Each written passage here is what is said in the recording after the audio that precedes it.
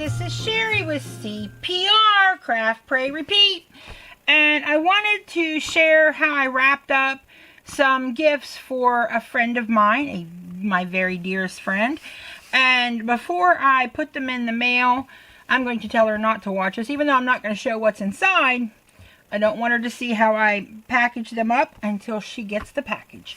So, give me 1 second and I'll be back to share with you how I decorated the front of the packages. They're all very simple and easy to do, but I thought they really added a little zhuzh to the packaging. Give me 1 second and I'll be right back. This is the first package.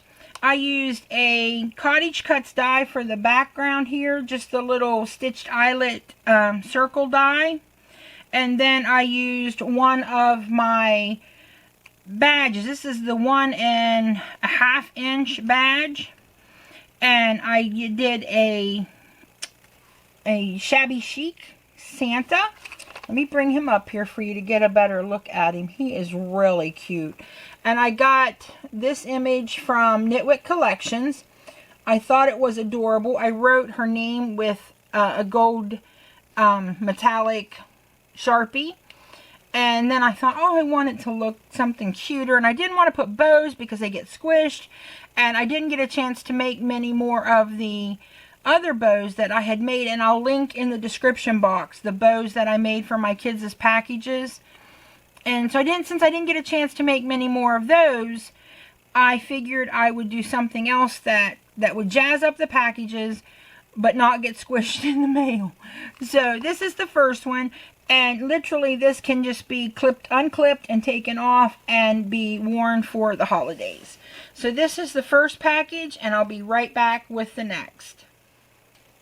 This is the die I used for the next package. And it is another Cottage Cuts die. And again, this is in their new release. It's called Gingerbread Baker. So it is absolutely adorable. I love that it shows two different ways it can be used here. And I did it this way because I used the hat right here as a place to write her name. So I thought that was really cute. I mean, of course you could do it here or do the same thing here and not do the heart and maybe write it on here if you wanted to. But I wanted it to be like it's sitting on the shelf or sitting on the rolling pin. So this is the die that I used. Give me 1 second and I'll bring in the package. Here is the package that I used this die on. I inked everything up with my Distress inks, and I do have a video of how I put this together, and I will put it at the end of the video. So that if you're curious as to how it goes together, how I inked it, I did use my sticky board on this one because I had some questions about that when I mentioned that in a previous video. I used a glitter pen up here to write her name and then just did a little bit of gel work on it. I used a clear glaze pen on top of these white pieces, which I'm not sure that they're showing up as shiny as they are, but they're very shiny in person. And it looked absolutely adorable, and I'll be right back with the next one. Here is the next package. Because I love this buffalo check and it's kind of rustic looking to me, I thought that the hot cocoa tag would look really cute on it. So I just went ahead and attached that there and put it on the side.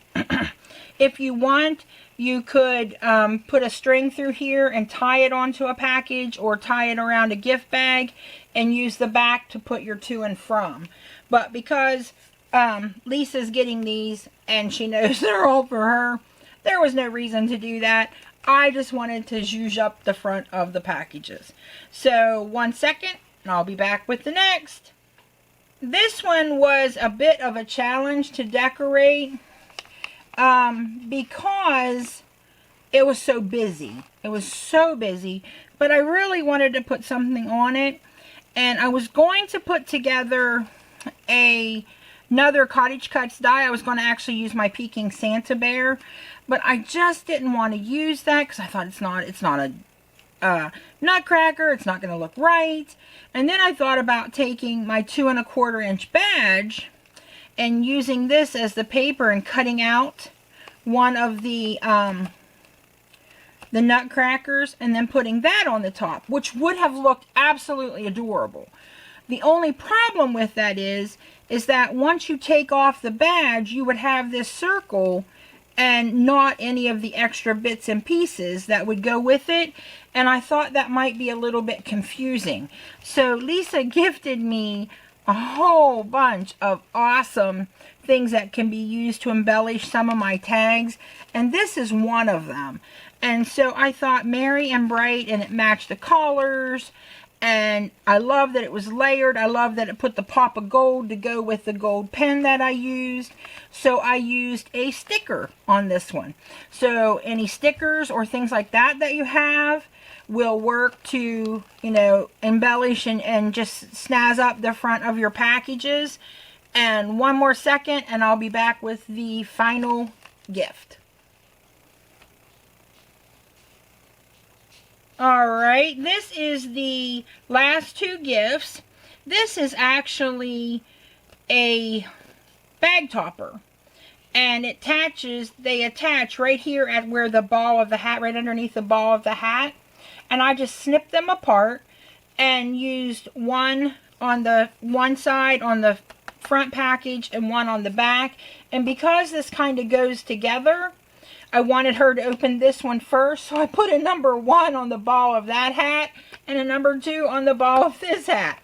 And again, just wrote her name on there with one of my fountain pens. And this was just a cheap set that I got. It's a Schaefer pen. I got it from, let me see if I can get it in here. That's what the nib looks like. And I got it from Hobby Lobby a long time ago, and there are much nicer ones, and I would recommend getting the nicest one you can get. But for me to practice, this was perfect because it had been a long time, and it still works great, but I am going to be looking into getting a newer one. And I just used some white gel here to snazz up the Santa's hat a little bit. And that is it. All of the front of the packages have been snazzed up. And I just wanted them to look a little bit fancier than just her name on the front or nothing on the front or a squished bow because it has to go through the postal system. So this is what I decided to go with. And I will definitely link at the end the video showing how to put the gingerbread, the little gingerbread guy right here, showing how to put him together. And link the 2 Cottage Cuts dies that I used. I will link the bow maker that I used. I don't know if I can find the link for, I can't remember where I got the hat at. I had it in a bag or in one of my envelopes with no information. I don't know what I was thinking, and so I can't remember where I got it. If I can remember where I got it and can find it, I will link it in the description as well. So go take a look out for all of those. And I believe that right now Cottage Cuts has their new Christmas release for 25% off. So definitely go check that out while it's on sale. That, you know, any money we can save, we can put toward other dies that we want. So when they're on sale, I go nuts. Oh, now on this die here, I don't tell it in the video, or in the video, I don't show it in the video, but I cut the pen, the rolling pin twice, so I could have different colored wooden handles. So that's why my handles are red and not brown like my rolling pin. So if you wanted to know, because I don't believe I show that in the video. I just show me coloring them up. So that's it.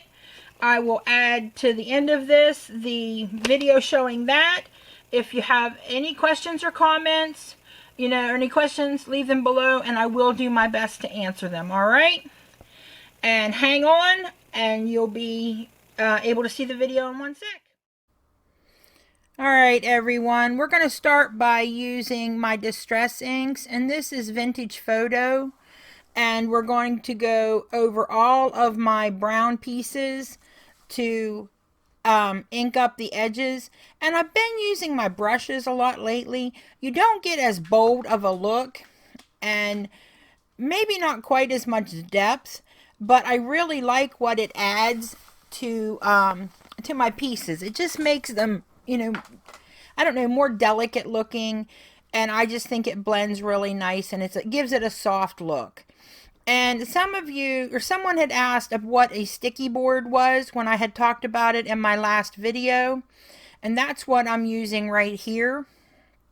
I had actually went and had a piece of plexiglass cut, and I put a magnet on the back to hold my die in case I needed that.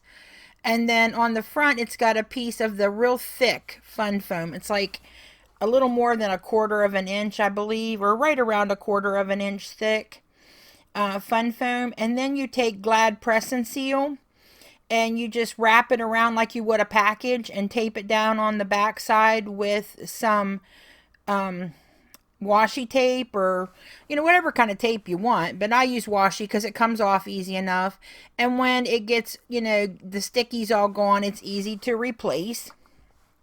But while you're using it, it holds your pieces right where you put them, and they don't move around, so they're a lot easier to ink, especially with this brush.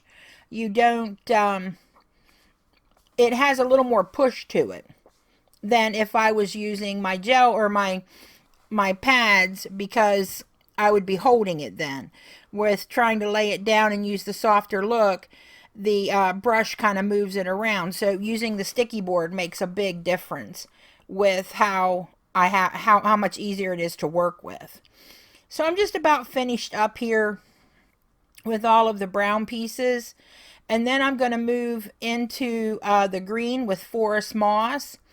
And I'm just going to do the green bowl, and I switched out to a narrower, skinnier brush. I don't really know that it makes much of a difference, to be honest, but for some reason I switched out here, and I kept the narrower brush whenever I'm doing the smaller pieces. And so I used the forest moss on these two. And now I'm going to switch to the aged mahogany. But before I do that, I just took a napkin that was on my desk and I cleaned off my brush really good. And here is the aged mahogany. I'm really waiting for Tim Holtz to get the his new colors in the mini inks, because that's what I have room for. I really want them. And I am going to buy the ink refills so I can use them to watercolor with. But I'm waiting for them to come out in the mini ink pads.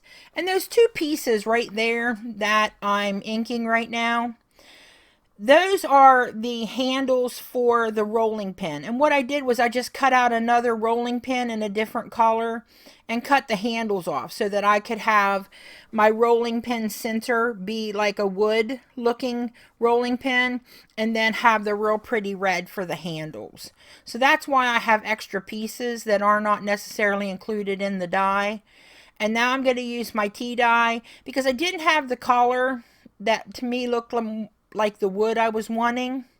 So I just used my tea dye distress over top of a cream colored cardstock, and I absolutely love how it turned out. Absolutely love it.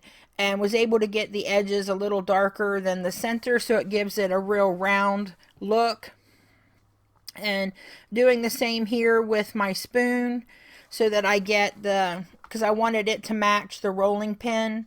So it was super easy to put together. Now there are quite a few small pieces, but that's one of the things I love about Cottage Cuts dies, is she puts so much into these dies. It's just amazing how she designs them. Now here I use the ground espresso, and I'm coloring what is supposed to be inside the little green bowl, but you can't see it because I'm off camera. So we won't discuss that any further. We'll just keep going here. I get the pumice stone. Now I could have used a different gray for this, and I kind of wished I had of, because this got a little darker than I really would have liked it. But because I was putting it, and I knew I was going to put it on a package, I wanted to have some ink around the edges, and I knew that this would give me the definition I needed between the color of the wrapping paper and this hat. And that's what I did. And I just slide a piece of paper underneath here so that I can also ink on the inside where the additional lines are. She puts in a lot of detail in her dies.